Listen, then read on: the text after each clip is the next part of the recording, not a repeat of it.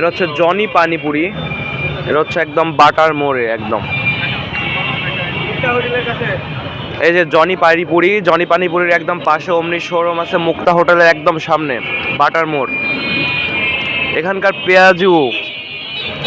পেঁয়াজু পুরি, ঠিক আছে, সিঙ্গারা, পেঁয়াজু অনলি 2 টাকা, পুরিও 2 টাকা, 3 টাকা, আর হচ্ছে সিঙ্গারা হচ্ছে 3 টাকা। এখানে সাথে পানিপুরিও আছে।